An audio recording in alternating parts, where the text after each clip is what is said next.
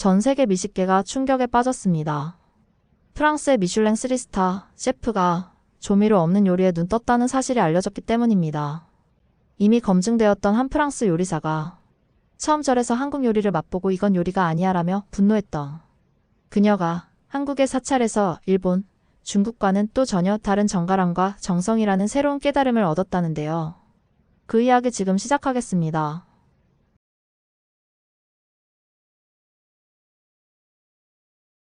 저는 파리 15구에 있는 라 메종 에프네르의 주방장 마리아느 디브아입니다. 32살의 나이에 미슐랭 3스타를 받았죠. 프랑스 요리계에서는 꽤 화제가 됐습니다. 어떤 언론에서는 저를 새로운 세대의 혁신적 셰프라고 불렀어요. 남들이 보기엔 성공의 정점에 선 것 같았지만 정작 당사자인 저는 매일이 지옥이었습니다. 아침 6시에 눈을 뜨면 제일 먼저 느끼는 게 무거운 피로감이었어요. 몸이 피곤한 게 아니라 마음이 지쳐 있었습니다. 오늘 또 무슨 요리를 해야 하지? 하루하루가 반복의 연속이었어요. 미슐랭 가이드에서 극찬받은 시그니처 요리들을 만들 때면 손은 기계처럼 움직이는데 머리는 다른 생각으로 가득했습니다. 특히 제가 만든 레몬 크림 타르트가 문제였어요. 손님들은 극찬하며 감탄했지만 저는 그걸 만들 때마다 구역질이 날 지경이었어요. 같은 레시피를 몇 년째 반복하고 있는 건데 이게 정말 제가 꿈꿔왔던 요리 인생인가 싶었습니다. 어느 목요일 밤이었어요. 마지막 손님을 배웅하고 주방에 혼자 남았습니다. 깨끗이 정리된 조리대를 바라보며 앉아있는데 갑자기 공허함이 밀려왔어요. 내가 지금까지 뭘 해왔나? 20대부터 이 자리에 오르기까지 포기한 것들이 머릿속에 떠올랐습니다. 친구들과의 모임, 연애, 취미생활. 모든 걸 포기하고 얻은 게 이 공허함인가요? 그런데 그날 우연히 홀 직원이 켜놓은 텔레비전에서 한국 다큐멘터리가 나오고 있었어요. 강원도 깊은 산속 사찰에서 스님들이 사찰 음식을 만드는 모습이었습니다. 처음엔 별 관심 없이 지나가며 봤는데 뭔가 시선이 붙어 있더라고요. 스님들이 나무를 다듬고 된장을 담그는 모습이 나왔어요. 특별한 조미료도 없고 화려한 플레이팅도 없었습니다. 그냥 조용히 정성스럽게 음식을 준비하는 모습뿐이었어요.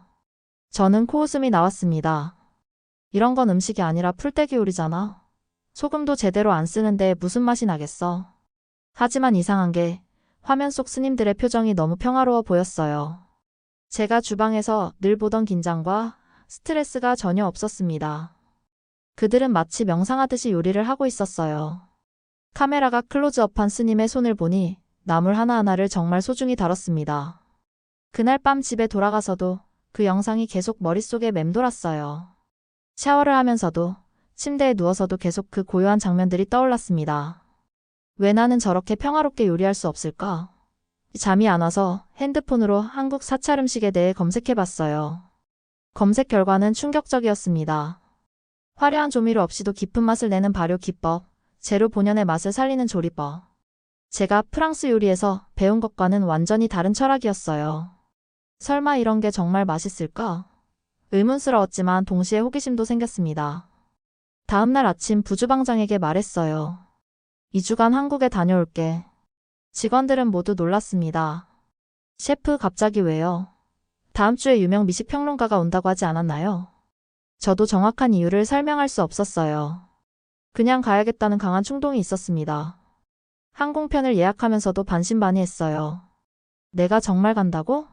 미슐랭 3스타. 셰프가 산속 사찰에서 풀떼기 요리를 배우러 간다니 생각해보니 웃겼습니다. 하지만 멈출 수 없었어요. 뭔가가 저를 그곳으로 이끌고 있었거든요.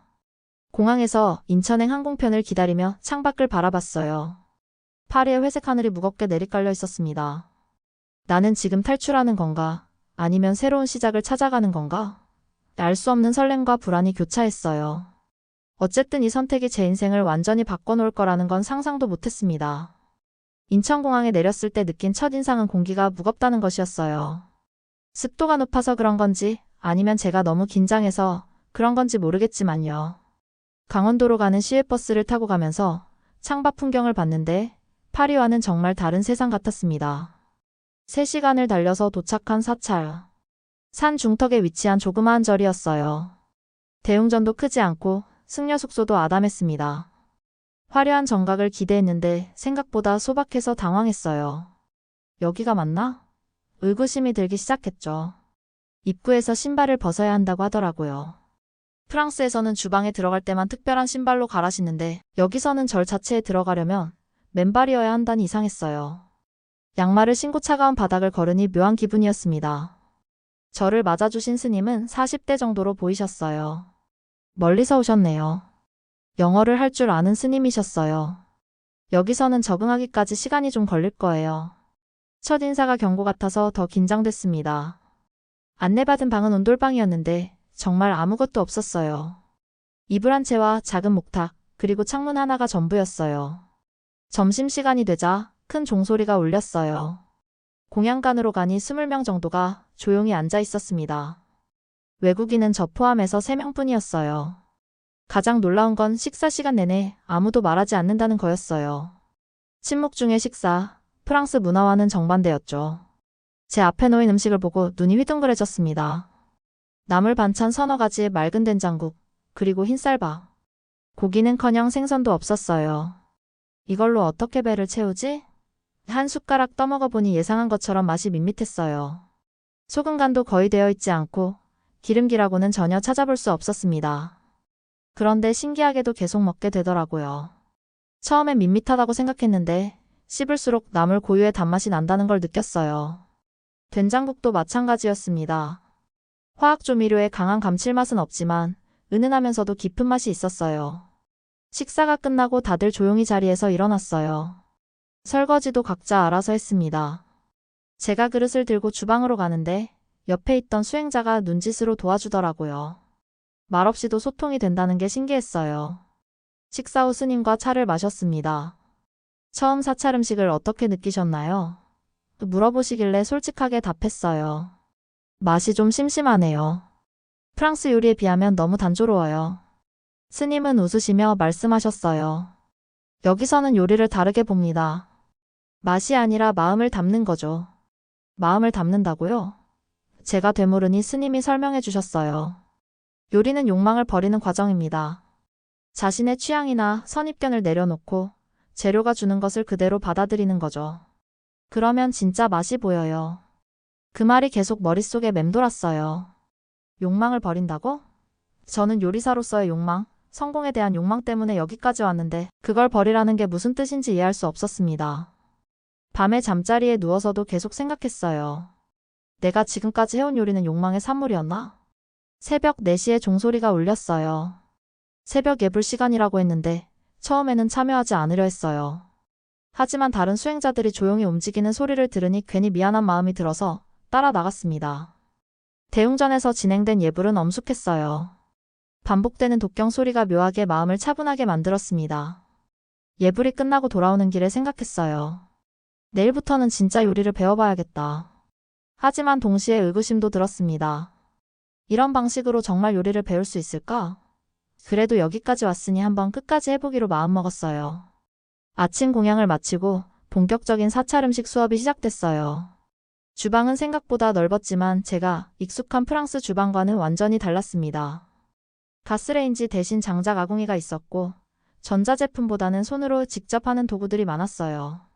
첫 수업은 나물 무치기였어요. 스님이 시범을 보여주시는데 정말 충격적이었습니다.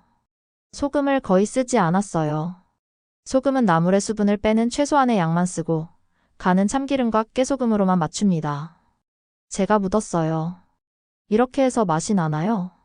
맛을 내는 게 아니라 맛을 찾는 거예요. 스님의 답변이 또 철학적이었어요. 저는 참을 수 없었습니다. 그럼 손님들이 맛없다고 하면 어떻게 하세요? 셰프로서 가장 중요한 건 맛 아닌가요? 옆에서 듣고 있던 독일에서 온 요리사 하일리가 제 편을 들어줬어요. 마리안느가 맞아요. 이건 요리가 아니라 생존 음식 수준이에요. 우리가 익혀온 기본적인 조미료나 향신료는 왜 못 쓰는 거죠? 스님은 차분하게 설명하셨어요. 마늘, 양파, 파 같은 것은 오신채라고 해서 사찰에서는 쓰지 않습니다. 정신 수행에 방해가 된다고 보거든요. 저는 웃음이 나왔어요. 농담이세요? 마늘 없이 어떻게 요리해요? 그런 맛은 포기하라는 거네요. 수업은 계속됐지만 제 반발심은 더 커졌어요. 된장찌개를 만드는 것도 봤는데 화학 조미료는커녕 멸치 육수도 안 쓰더라고요. 그냥 된장과 야채만으로 끝. 이렇게 만들면 MSG 없이 어떻게 감칠맛을 내나요? 정성은 눈에 보이지 않지만 현은합니다. 스님의 말에 저는 거의 폭발할 뻔했어요. 정성이 무슨 조미료인가요? 마음속으로 소리쳤습니다. 정성만으로는 음식이 만들어지지 않아요. 과학적인 조리법과 정확한 간이 있어야죠. 하일리와 저는 수업 후 따로 모여 불만을 토로했어요. 이건 요리 교육이 아니라 종교의식이에요. 맞아요. 우리가 뭘 하러 여기 온 건지 모르겠어요. 대화는 점점 격해졌고 결국 저는 수업을 포기하기로 결심했습니다. 오늘 수업은 여기까지 하겠습니다. 중도에 나가면서 말했더니 다른 수행자들이 놀란 표정을 지었어요. 스님은 아무 말 없이 저를 바라봤는데 그 눈빛이 비난하는 것 같아서 더 화가 났습니다. 방으로 돌아와서 짐을 쌌어요. 내가 왜 이런 곳에서 시간을 낭비하고 있지? 프랑스에서는 부르고뉴 와인과 완벽한 하모니를 이루는 요리를 만들고 있을 텐데 여기서는 물에 풀어놓은 된장찌개나 끓이고 있으니까요.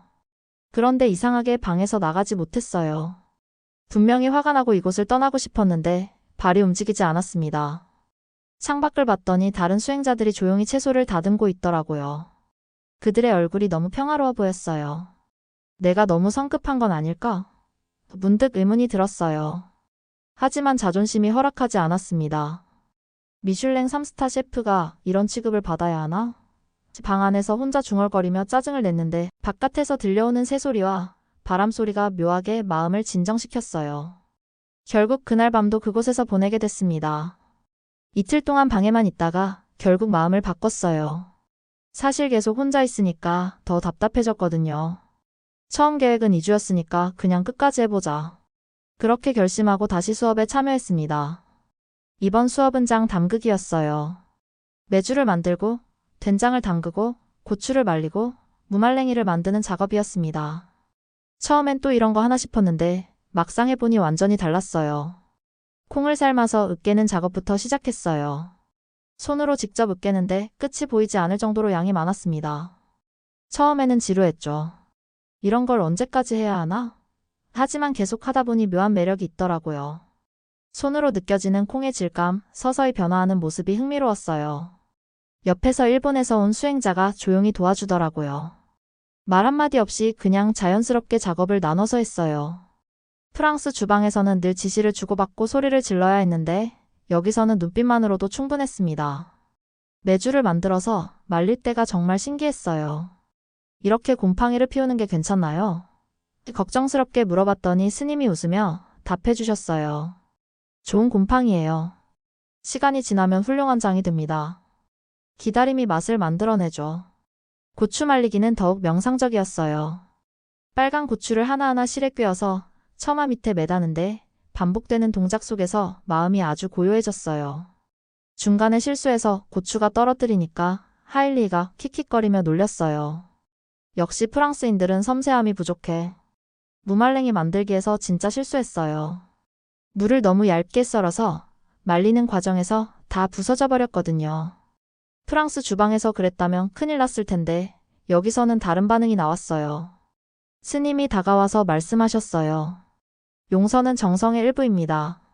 실수도 배움이고 그 과정도 소중하죠. 그 순간 가슴이 따뜻해졌어요. 프랑스에서는 실수하면 호된 질책을 받는데 여기서는 실수까지도 성장의 기회로 여기더라고요. 다른 수행자들도 저를 따뜻하게 바라봤어요. 말은 하지 않았지만 괜찮다는 눈빛을 보냈어요. 그 순간 뭔가 막혔던 게 뚫리는 기분이었습니다. 아, 이게 공동체구나. 실수해도 비난하지 않고 함께 배워가는 곳이구나. 오후에는 장독대 정리를 도왔어요. 먼지를 닦고 물기를 제거하고 정성스럽게 손질하는 과정이 치료적이었어요. 다른 수행자와 함께 일하면서 묘한 동질감을 느꼈습니다.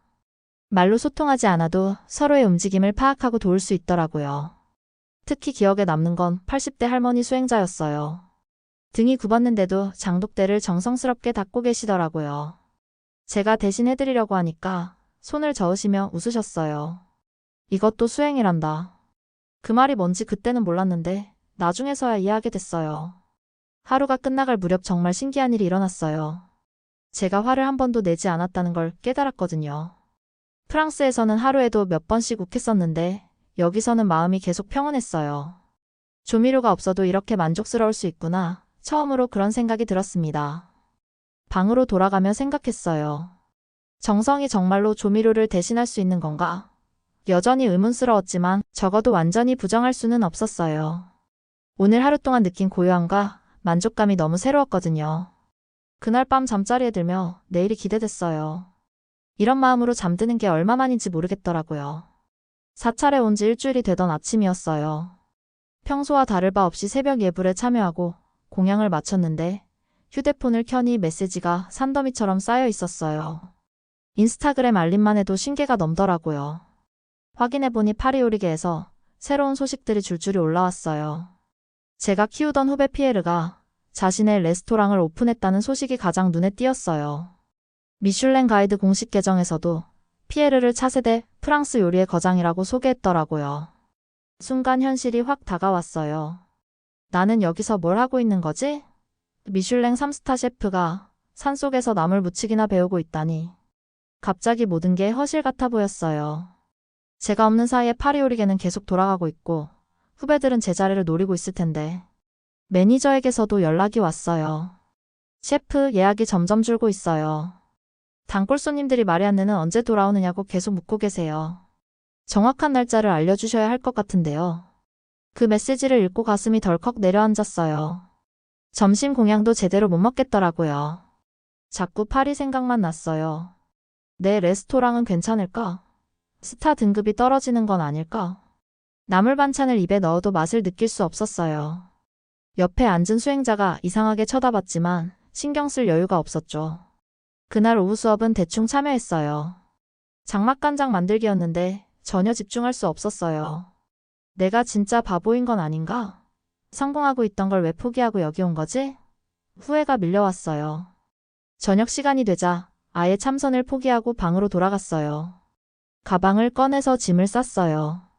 내일 아침 첫 비행기로 파리에 돌아가자. 마음을 정하고 옷을 개놓았는데 손이 계속 떨리더라고요. 분명히 떠나기로 했는데 왜 이렇게 찜찜한 걸까요? 밤 10시쯤 되니까 사찰 전체가 조용해졌어요. 그 고요함 속에서 혼자만 휴대폰을 보고 있으니 더욱 초라해진 기분이었어요. SNS를 계속 스크롤하면서 파리의 화려한 요리 사진들을 봤는데 예전 같았으면 나도 저런 걸 만들어야지 했을 텐데 지금은 그저 공허했어요. 새벽 4시 또 종소리가 들렸어요. 평소라면 그냥 묻어두고 잘 텐데 그날은 잠이 안 왔어요. 마지막이니까 한 번만 더 가볼까? 그런 생각으로 일어났죠. 짐은 이미 다 쌌으니까 잠깐 다녀와도 되겠다 싶었어요. 참선당에 도착하니 평소와 같이 다들 조용히 앉아 있더라고요. 저도 마지막 자리에 앉아서 눈을 감았어요. 처음에는 파리 생각, 레스토랑 걱정만 가득했는데 시간이 지나면서 조금씩 마음이 차분해졌어요. 그런데 갑자기 눈물이 나기 시작했어요. 왜 우는지도 모르겠는데 자꾸 눈물이 흘러내렸어요. 20년간 요리를 해오면서 처음 느끼는 감정이었어요. 성공의 기쁨도 실패의 좌절도 아닌 뭔가 텅 빈 듯한 쓸쓸함이었어요. 나는 정말 요리를 사랑하고 있는 걸까? 그 질문이 머릿속에 맴돌았어요. 언제부터인가 요리는 성공을 위한 수단이 됐고 미슐랭 스타는 만족시켜야 할 의무가 됐고 손님은 정복해야 할 대상이 됐다는 걸 깨달았어요. 정작 요리 자체의 즐거움은 언제 사라졌을까요? 참선이 끝나고 대웅전에서 나오는데 동쪽 하늘이 붉게 물들기 시작했어요. 일출이었어요. 프랑스에서는 바쁜 하루를 준비하느라 일출을 본 적이 언제인지 기억도 안 나는데 여기서는 자연스럽게 하늘을 올려다보게 되더라고요. 그 순간 이상한 일이 일어났어요. 가슴이 확 트이는 기분이었어요. 마치 꽉 막혔던 배수구가 뚫리는 것처럼 시원했죠. 아직 갈 때가 아니다. 직감적으로 그렇게 느꼈어요. 이런 마음을 가지고 파리에 돌아간다면 또 똑같은 일의 반복일 게 분명했어요. 방으로 돌아와서 가방을 다시 풀었어요. 어젯밤 그렇게 확고했던 결심이 한순간에 바뀌었지만 전혀 이상하지 않았어요. 오히려 여기 더 있어야 한다는 확신이 들었어요. 휴대폰도 끄고 서랍에 넣어버렸어요. 파리의 소식은 일단 차단하기로 했죠. 아침 공양 시간에 다른 수행자들을 보니 새로워 보였어요. 어제까지만 해도 이상한 사람들이라고 생각했는데 지금은 나와 같은 것을 찾는 사람들이라는 생각이 들었어요. 그들도 각자의 이유로 이곳에 왔겠죠. 성공과 실패, 욕심과 좌절 사이에서 진짜 자신을 찾기 위해서. 그날부터는 정말 다르게 사찰 생활에 참여했어요. 수업에서 스님의 말씀을 놓치지 않으려고 귀를 기울였고, 작업할 때도 하나하나 정성스럽게 했어요. 무엇보다 휴대폰을 보지 않으니까 마음이 한결 가벼웠어요. 바깥 세상에 대한 걱정에서 벗어나니 지금 이 순간에 집중할 수 있었거든요. 사찰에서 보낸 지 2주 차가 되던 날, 스님이 특별한 제안을 하셨어요. 이제 직접 한 끼를 준비해 보시는 게 어떨까요? 지금까지 배운 것들을 실전에 적용해 보세요. 드디어 제가 직접 요리할 기회가 온 거예요. 처음에는 막막했어요. 조미료도 제한적이고 기본적인 향신료도 쓸 수 없는데 어떻게 하지? 하지만 지난 2주 동안 배운 것들을 하나씩 떠올려 보니 방법이 있더라고요. 시간과 정성으로 만들어낸 발효 재료들, 재료 본연의 맛을 살리는 조리법들. 새벽 5시부터 시작했어요. 먼저 산에 올라가서 나무를 채취했습니다. 도라지, 더덕, 고사리 등 스님이 가르쳐 주신 대로 깨끗하고 싱싱한 것들만 골라 땄어요. 프랑스에서는 늘 시장에서 사온 재료를 썼는데 직접 따니까 더 애정이 생기더라고요. 주방에서 나무를 다듬을 때도 마음가짐이 달랐어요. 예전에는 빨리빨리 해치우려고 했는데 이번에는 하나하나 정성스럽게 손질했어요. 도라지 껍질을 벗기면서 이 작은 뿌리가 얼마나 오래 자랐을까 생각하니까 신기했어요. 된장국을 끓일 때 가장 조심스러웠어요. 화학조미료 없이 어떻게 깊은 맛을 낼 것인가? 2주 동안 관찰한 스님의 방법을 그대로 따라했어요. 물을 끓이고 된장을 체에 받쳐서 천천히 풀고 끓어오르면 바로 불을 줄여서 우리기만. 단순한 과정이지만 타이밍이 정말 중요했어요. 나물 무침도 신중했어요. 소금으로 살짝 절이고 참기름 몇 방울과 깨소간을 넣는 게 전부. 이렇게 단순한 게 맛있을 수 있나? 의심스러웠지만 스님의 조언을 믿어보기로 했어요. 재료를 믿고 기다리면 맛은 스스로 나타날 거예요. 요리하면서 느낀 건 시간의 흐름이 달라졌다는 거예요. 프랑스 주방에서는 늘 시간에 쫓겼는데 여기서는 시간이 재료와 함께 천천히 흘렀어요. 급하게 하면 안 된다는 걸 본능적으로 알 수 있었어요. 다른 수행자들도 도와줬어요. 말은 하지 않았지만 제가 어려워하는 걸 보고 자연스럽게 손을 내밀어줬어요. 물뜨기 그릇 정리하기 상차리기까지. 프랑스 주방에서는 각자 맡은 일만 하는데 여기서는 모든 일이 공동작업이더라고요. 주방에서 홀로 남아 마지막 정리를 할 때 긴장이 최고조에 달했어요. 정말 괜찮을까? 너무 밋밋하지 않을까? 자꾸 의심이 들었지만 이미 돌이킬 수 없었어요. 취소할 수도 없고 조미료를 더 넣을 수도 없고 그냥 제가 할 수 있는 최선을 다했을 뿐이었어요. 공양 시간이 됐어요. 20명 정도 되는 스님과 수행자들 앞에 제가 만든 음식을 내놨습니다.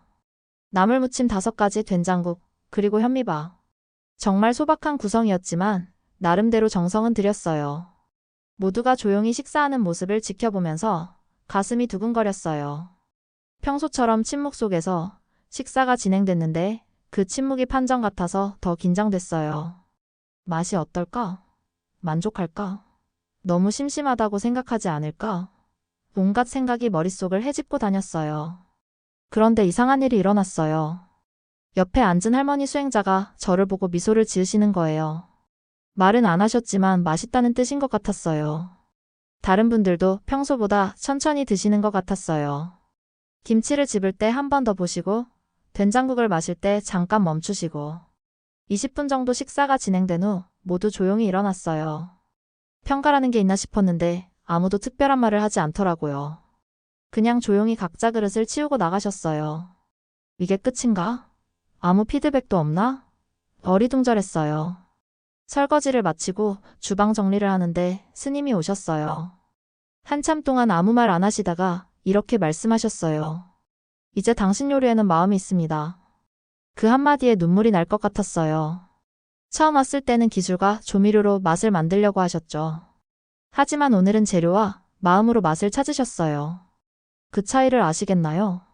스님의 설명을 들으니 가슴이 벅차올랐어요.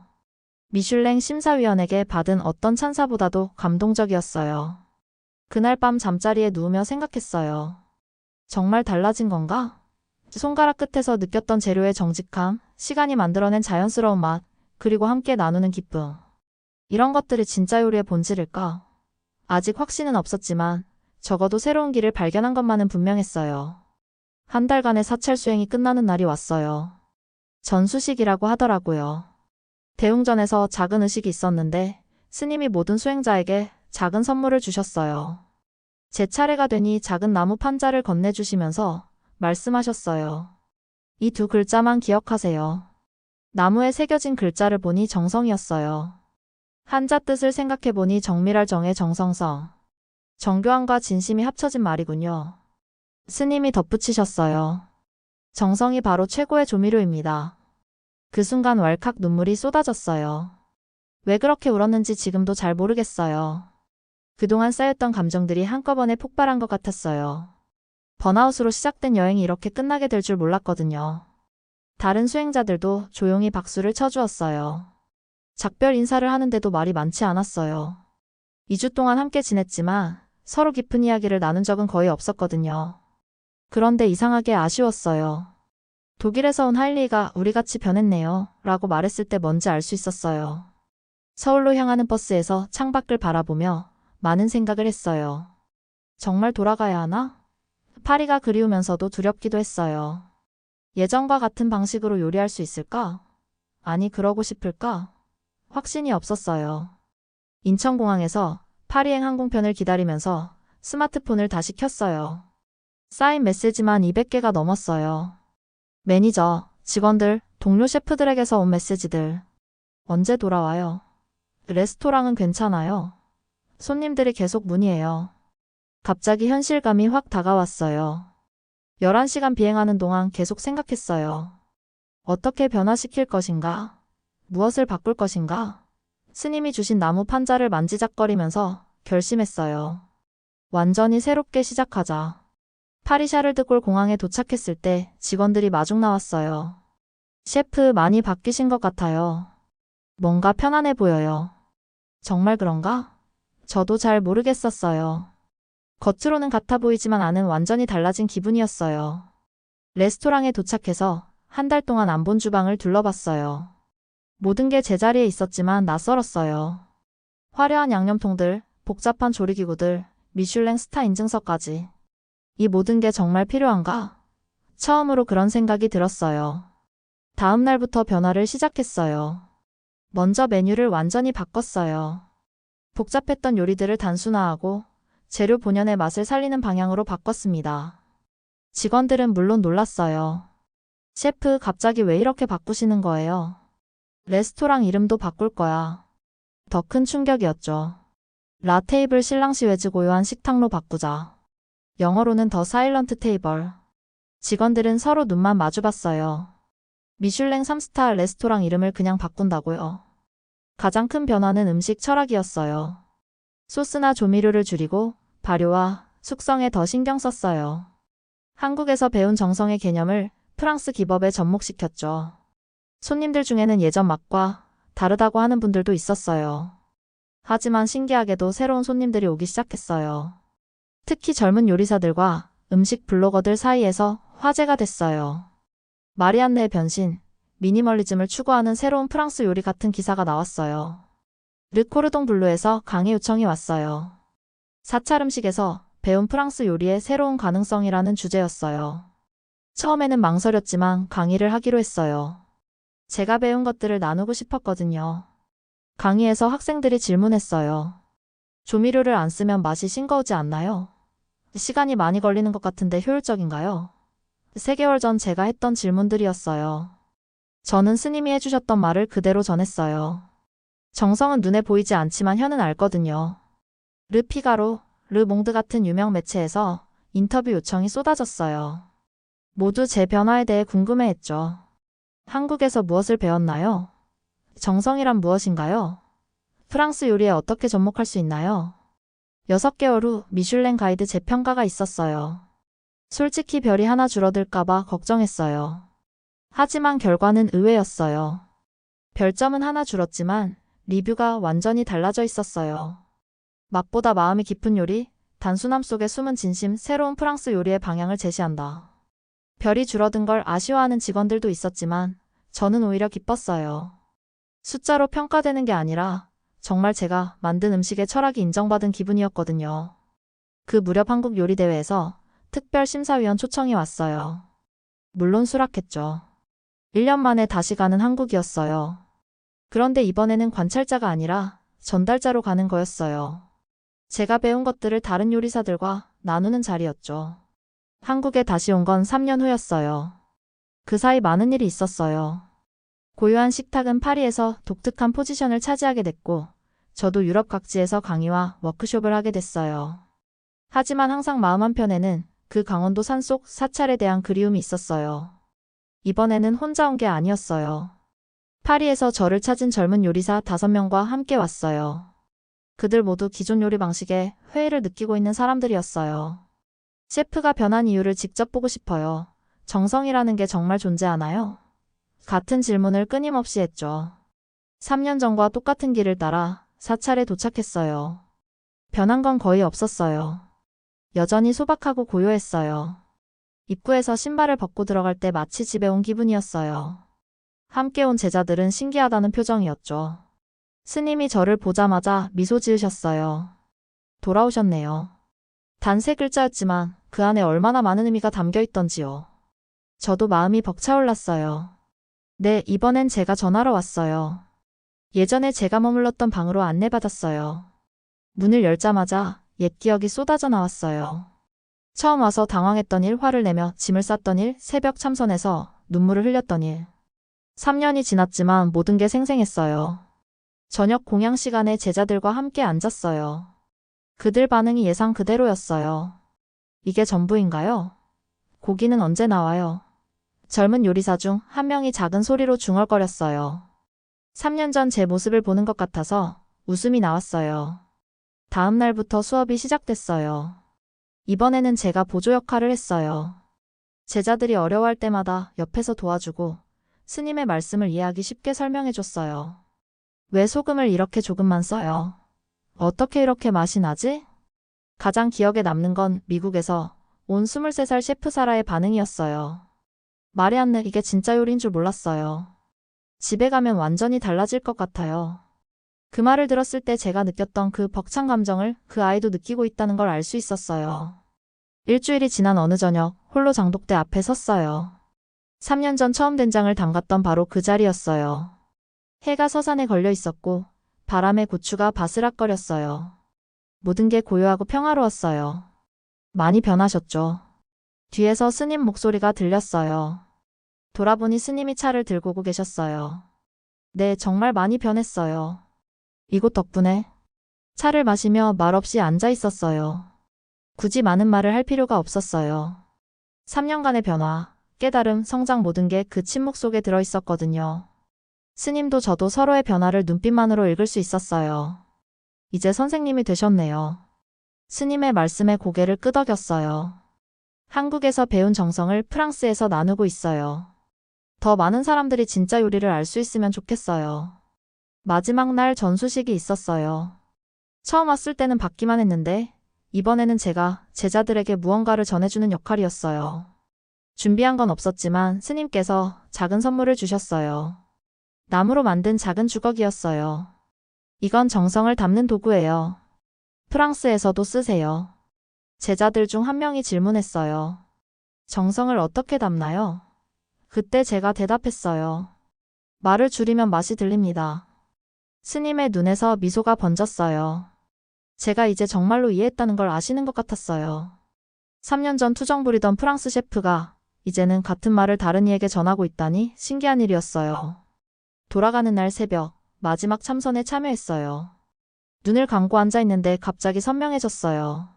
제가 앞으로 해야 할 일이 무엇인지.